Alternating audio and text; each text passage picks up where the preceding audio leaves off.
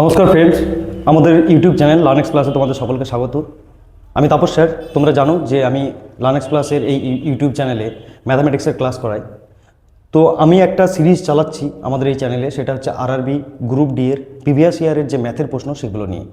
তো আজকে আমরা যে প্রশ্নটা নিয়ে আলোচনা করব সেটা হচ্ছে 1 ডিসেম্বর 2025 সালের যে ম্যাথগুলো ছিল সেই ম্যাথের কিছু পোর্শন নিয়ে আমরা আলোচনা করব। তো অবশ্যই ক্লাসটাকে তোমরা শেষ পর্যন্ত দেখবে। শেষে কিছু আমাদের ট্রিগোনোমেট্রির অঙ্ক রয়েছে, যেগুলোকে আমরা উইদিন সেকেন্ডের মধ্যে কীভাবে করতে পারবো ট্রিকের মাধ্যমে, সেই ট্রিকগুলো আমি তোমাদেরকে বলে দেবো। তো অবশ্যই ক্লাসটাকে তোমরা স্কিপ করবে না। আর যদি চ্যানেলে নতুন হও তাহলে অবশ্যই চ্যানেলটিকে সাবস্ক্রাইব করে রাখো এই ধরনের ভিডিও পাওয়ার জন্য। তো চলো প্রথম প্রশ্নটাকে দেখে নিই। দেখো প্রশ্ন করেছে যে দুটি ক্রমিক বিজোড় সংখ্যার গুণফল 16,383।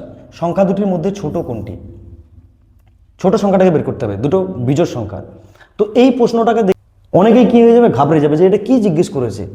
কিন্তু আমি তোমাদেরকে বলছি এই ধরনের প্রশ্ন তোমরা পরীক্ষার হলে পেরে অন্তত তোমাদের 10 সেকেন্ডের বেশি সময় লাগবে না। কিভাবে সেটা দেখো, আমরা করব অপশন টেস্ট করে। অপশন টেস্ট করে কিভাবে করব ভালো করে দেখো। আমরা যদি প্রথম অপশনটাকে ধরি তাহলে কত আছে? 123। 123-এর পরের বিজোড় সংখ্যা কোনটা হয়? 125 না?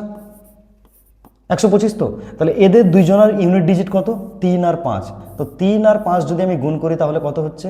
15। 15-র ইউনিট ডিজিট কত আছে? 5। তার মানে প্রথম অপশনটা আমার হবে না, কেননা এখানে আমার ইউনিট ডিজিট কত আছে? 3। দেখো তারপরে কত আছে? 129। তো 129-এর পরে বিজোড় সংখ্যা কত হয়? 131।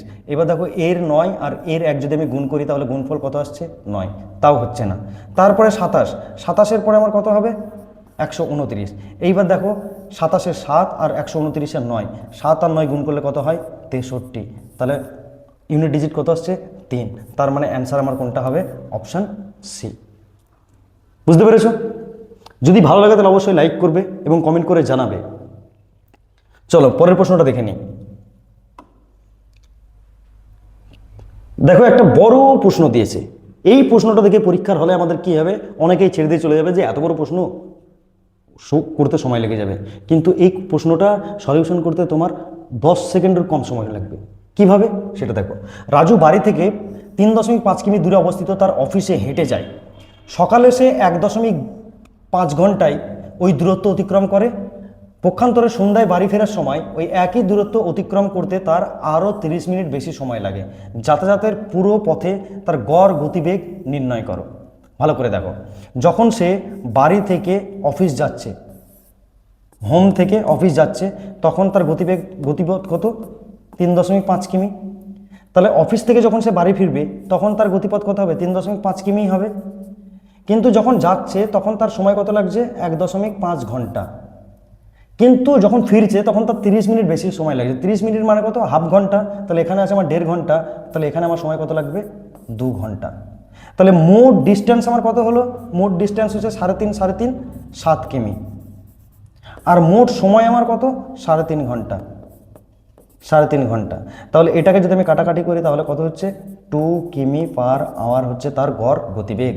অ্যান্সার আমার হয়ে গেছে অপশান বি। জাস্ট এইটুকুই ছিল। তাহলে এত বড় অঙ্ক থেকে যারা ছেড়ে চলে এসেছিল বা ছেড়ে চলে এসেছে, তারা এই ক্লাস দেখার পরে তাদের কিন্তু অনেকটাই কী হবে? আফসোস হবে যে ভাই এই অঙ্কটার মধ্যে কিছুই ছিল না। মুখে মুখে হয়ে যেত যে এখানে 3 দুগুণে 3.5 দুগুণে 7, আর এখানে 1.5 ঘন্টা, আর এখানে লেগেছে 2 ঘন্টা। তাহলে আমার হচ্ছে 3.5 ঘন্টা। তো 7কে 3.5 দিয়ে ভাগ করলে কত হয়? 2 ঘন্টা হয়। অ্যান্সার হয়ে গেল। চলো পরেরটা দেখি। পরের প্রশ্নে কি বলেছে? একজন বিক্রেতা একটি পণ্যের উপর 73% ছাড় দেওয়ার পরেও 56% মুনাফা অর্জন করতে সক্ষম হলে পণ্যটির ক্রয় মূল্য ও তালিকাভুক্ত মূল্যের অনুপাত নির্ণয় করো। তালিকাভুক্ত মূল্য মানে হচ্ছে মার্কেট প্রাইস, আর ক্রয় মূল্য হচ্ছে কস্ট প্রাইস। ঠিক আছে? তাহলে প্রথমে সে কী করছে? 73% ছাড় দিচ্ছে, আর তারপরে কি করছে? 56% মুনাফা অর্জন করছে। যখনই আমরা এরকম দেখব তখন এটাকে আমরা রেশিওতে করব। এরকমভাবে রেশিও যেহেতু আমাদের অ্যান্সার চেয়েছে, তাহলে সিপি বাই মার্কেট প্রাইস। তো সিপি 100 হলে পরে 100 মাইনাস কত হবে? 73। আর এমপি কত হবে? এমপি হবে 100 + 56। তাহলে আমার কত হয়ে যাচ্ছে, উপরে হচ্ছে 27 আর নিচে হচ্ছে 156। তাহলে এটাকে যদি আমি কাটি 3 দিয়ে, 3 9 27, 3 5 15, 3 2 6, 9:52 হচ্ছে আমার অ্যান্সার। হয়ে গেল 9:52, অপশান বি। এইটুকুই আমাকে জিজ্ঞেস করেছিল। ঠিক আছে, চলো পরের প্রশ্ন দেখে নিই। পরের প্রশ্নটা দিয়েছে এইরকম একটা সিম্পলিফিকেশন, কি 5-এর পাওয়ার আছে 3x + 4 প্লাস 125, এর পাওয়ার দেওয়া আছে x + 1, তারপরে নিচে দেওয়া আছে 125-এর পাওয়ার x + 1 মাইনাস 5 পাওয়ার 3x + 2। তো এটাকে আমরা কিভাবে করব? দেখো ভালো করে দেখো, প্রথমে আমাদের যে কাজ সেটা হচ্ছে এই 125কে 5-এ কনভার্ট করানো। তো আমরা কি জানি, 125কে যদি আমি 5-এ কনভার্ট করাই তাহলে কি লিখতে পারি, 5-এর পাওয়ার 10, তাই না? তো সেটাকে যদি ধরে করি তাহলে প্রথম লাইনে আমার কি ছিল, 5-এর পাওয়ার ছিল 3x + 4 প্লাস, তারপরে কি আছে 125, 125-এর পরিবর্তে আমি কি করব, 5-এর কিউব করব, আর তার সঙ্গে কি হয়ে যাবে x + 1, x + 1। আমি বোঝানোর জন্য একটু লাইন স্কিপ করছি না, তোমাদেরকে পুরোটা করে দেখাচ্ছি। তারপরে এখানে কত আছে 125, তাহলে আবার কত লিখব, x + 1 রয়েছে মাইনাস 5-এর পাওয়ার রয়েছে 3x + 2। এইবার দেখো এটা যদি সলিউশন করি তাহলে কি হবে, প্রথমে ছিল 5 পাওয়ার 3x + 4 প্লাস এইটার সঙ্গে যদি এটা গুণ হয়ে যায় তাহলে কি হয়ে যাবে, 5-এর পাওয়ার 3x + 3 বাই 5-এর পাওয়ার 3x + 3 প্লাস মাইনাস হবে, এটা মাইনাস 5-এর পাওয়ার 3x + 2।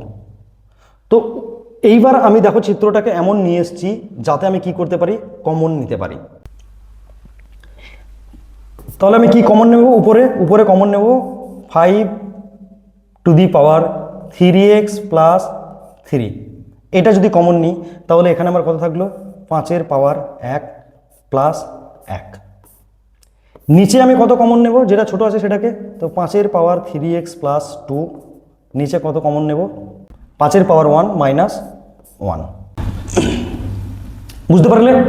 এরপরে দেখো এখানে 3x + 2 আর এখানে 3x + 1 আছে, তো এটাকে যদি আমরা কাটাকাটি করলি তাহলে কত থাকলো, 5-এর পাওয়ার 1। তাহলে আমি এটাকে এবার লিখতে পারি যে 5-এর পাওয়ার 1 মানে কত, 5ই। তার সঙ্গে কি আছে, এখানেও দেখো 5-এর পাওয়ার 1 মানে 5 হবে, প্লাস 1 মানে 6, আর নিচে হবে 5-এর পাওয়ার 1 মানে 5 মাইনাস 1 মানে 4। তাহলে এটাকে যদি কাটাকাটি করি 2, এটাকে কাটাকাটি করলে 3, তার মানে 3 5 15/2। অপশন কি হবে, 7.5। এটাকে ভাগ করলে কত হয়, 7.5। অপশন এ হবে সঠিক অ্যান্সার। বুঝতে পারলে পুরো প্রসেসটা? চলো পরের প্রশ্নে কি দিয়েছে, একটি মই দেওয়ালের সাথে হেলানো অবস্থায় আছে এবং ভূমির সাথে 60 ডিগ্রি কোণ তৈরি করেছে। যদি মইটির গোড়া দেওয়াল থেকে 5 মিটার দূরে থাকে তবে মইটির দৈর্ঘ্য নির্ণয় করুন। দেখো এটা হচ্ছে তোমাদের ট্রিগোনমেট্রির অঙ্ক। তো ট্রিগোনমেট্রির অঙ্কে তোমাকে কিছুটা বুঝতে হবে। তো অবশ্যই ট্রিগোনমেট্রির উপর যদি ডেডিকেটেড ভিডিও তোমরা চাও, যেখানে তোমাদের একটা ক্লাসের মধ্যে আমি পুরোটা তোমাদেরকে বোঝানোর চেষ্টা করব, তাহলে অবশ্যই তোমরা কি করবে, কমেন্ট বক্সে কমেন্ট করে জানাবে ট্রিগোনমেট্রি লিখে। তো দেখো 60 ডিগ্রি কোণ যেখানে উৎপন্ন হবে, যে জায়গায় উৎপন্ন হবে, সাপোজ ধরো এটা তোমার ভূমি, এইটা আছে তোমার দেওয়াল, আর এখান থেকে তোমার কি আছে, মই আছে। যদি মইটির গোড়া থেকে দেওয়াল 5 মিটার দূরত্বে হয়, তার মানে এই এ থেকে বি এর দূরত্ব কত বলেছে আমাকে, 5 মিটার। আর কি বলেছে, হেলানো অবস্থায় আছে এবং ভূমির সাথে 60 ডিগ্রি কোণ তৈরি করে আছে। এই ভূমির সাথে কত ডিগ্রি কোণ করে আছে, 60 ডিগ্রি কোণ করে আছে। এইবার যখন আমরা ট্রিগোনমেট্রি পড়ব তখন জানবো যেখানে আমাদের কোণ দেওয়া থাকবে তার বিপরীত বাহুটা কি আমার হয়, লম্ব। বিপরীত বাহুটা আমার কি হয়, লম্ব। আর যেটার উপর, যে বাহুটার উপর আমার কোণ তৈরি হচ্ছে সেটাকে আমরা কি বলি, ভূমি বলি। সেটাকে আমরা কি বলবো, ভূমি বলবো। তবে মইটির দৈর্ঘ্য কত, তার মানে আমাদের কার দৈর্ঘ্য বের করতে হবে, অতিভুজের দৈর্ঘ্য বের করতে হবে, তাই না? অতিভুজের দৈর্ঘ্য বের করতে হবে। এইবার দেখো যদি আমরা লিখি যে অতিভুজের দৈর্ঘ্য যদি আমাদেরকে বের করতে হয়, তাহলে আমি এরকম লিখতে পারি যে ভূমি বাই অতিভুজ, ভূমি বাই অতিভুজ সমান হচ্ছে থিটা। থিটা ইকাল টু ভূমি বাই অতিভুজ। তো থিটাটা আমার কি আছে, 60 ডিগ্রি, 60 ডিগ্রি আছে থিটার ভ্যালু। এইবার ভূমি বাই অতিভুজ, ভূমি বাই অতিভুজকে আমরা কিভাবে লিখতে পারি? ভূমি মানে হচ্ছে বেস আর অতিভুজ মানে হচ্ছে হাইপোটেনাস, B/H। তো এইটা কি হবে? সাইন হবে না কস হবে না ট্যান হবে না সেক হবে না কোটেক হবে? এটা আমি কীভাবে মনে রাখবো? তার জন্য আমাদের একটা সূত্র আমরা মনে রাখি যেভাবে, সেটা হচ্ছে পণ্ডিত বদ্রী প্রসাদ হরি হরি বলে সোনা চাঁদি তোলে, এরকমভাবে। এইবার তুমি দেখো কি লেখা আছে, B/H। B/H মানে কি? সি। তাহলে সি হচ্ছে কস, তাহলে এটা হচ্ছে কস 60 ডিগ্রি সমান হচ্ছে B/H। তাহলে কস 60 ডিগ্রি ভ্যালু আমরা জানি কত, হাফ। আর ভূমির ভ্যালু কত দেওয়া আছে, 5, তো 5/H। তাহলে ভালো করে দেখো কোনাকুনি গুণ হয়ে যাবে, তাহলে কোনাকুনি গুণ হয়ে গেলে পরে আমি কি লিখতে পারি, H সমান হচ্ছে 10। তাহলে আমার কি হবে, 10 মিটার অ্যান্সার হবে। এই জন্যই তোমাদেরকে বলছিলাম যে কিছু ট্রিক আছে, যে ট্রিক দিয়ে পুরো ট্রিগোনোমেট্রি তোমার কি হবে, মনে থেকে যাবে, তোমাকে মুখস্থ করার দরকার পড়বে না কোনো কিছু। পণ্ডিত বদ্রী প্রসাদ হরি হরি বলে সোনা চাঁদি তোলে, তো এস ফর হচ্ছে সাইন, সি ফর হচ্ছে কস, টি ফর হচ্ছে ট্যান। তাহলে এদের উল্টোগুলো তো আমরা জানি, সাইনের উল্টো কস, কোসেক, কসের উল্টো সেক, আর ট্যানের উল্টো কট। তো এই ক্ষেত্রে যদি পারপেন্ডিকুলার বা হাইপোটেনাস হয়, তাহলে আমার কোসেকের ক্ষেত্রে কী হবে, হাইপোটেনাস বাই পারপেন্ডিকুলার। তো যাই হোক, ওটা অন্য একটা ক্লাসে তোমাদের আলোচনা করবো, যদি তোমরা কমেন্ট বক্সে কমেন্ট করে জানাও।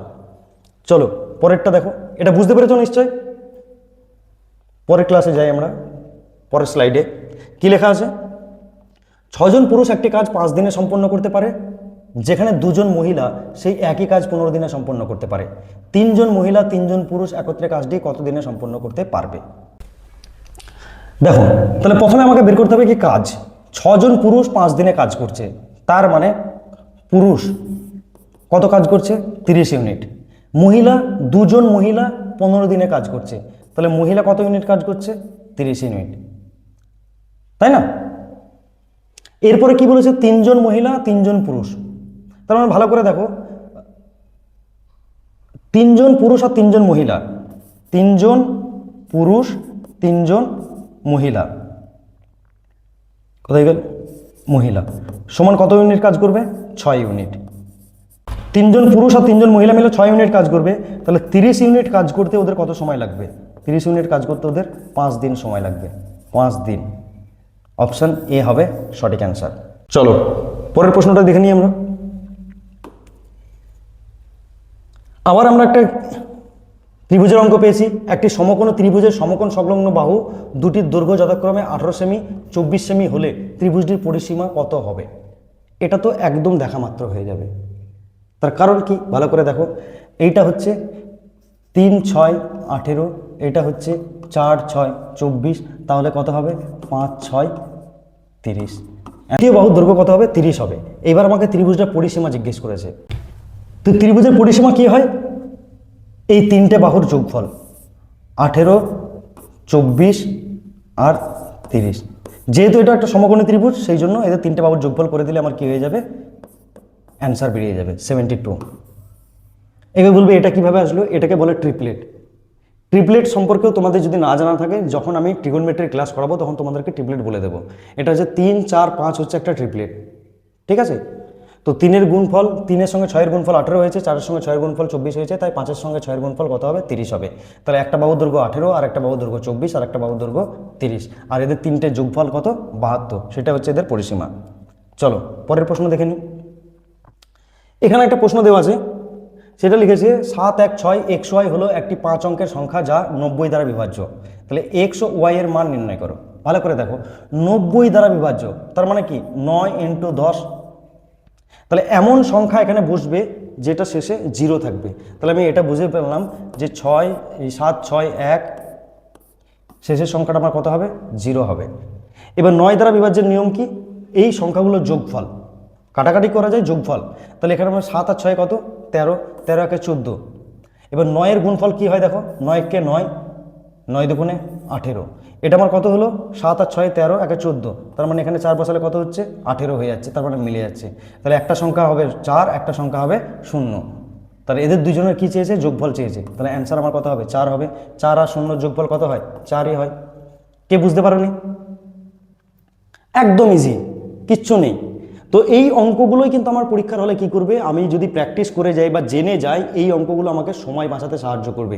এই অঙ্কটা খুব বেশি হলে আমার 5 সেকেন্ড সময় লাগবে, তাহলে আমি যে প্রত্যেক অঙ্কের জন্য 30 সেকেন্ড বা 40 সেকেন্ড ধরেছিলাম, তাহলে 35 সেকেন্ড আমার কি হবে, সেভ হবে। দেখি পরের প্রশ্নে কি রয়েছে। পরের প্রশ্নে বলেছে একটি চেয়ারের ধার্য মূল্য 7,600, যা ক্রয় মূল্যের চেয়ে 25% বেশি এবং ধার্য মূল্যের উপর 4% ছাড়ে বিক্রি করা হয়, তবে লাভের শতকরা হার কত? যখন এরকম দুটো পার্সেন্টেজ আমি পেয়ে যাব, এক জায়গায় ছাড় থাকবে এক জায়গায় বেশি থাকবে, তখন আমরা ওই সূত্র অনুযায়ী করব, +25 -4 -25 × 4/100, উপরে 4×25 100, 4×25 100 মানে 1, তাহলে এখানে হয়ে গেল -5 আর এখানে +25, তার মানে কত হচ্ছে 20, তার মানে 20% আমার কি হবে, লাভ হবে। হয়ে গেল। আজকের ক্লাসটা এই পর্যন্তই। যদি ভিডিওটি তোমাদের ভালো লাগে তাহলে অবশ্যই লাইক করবে এবং কমেন্ট করে জানাবে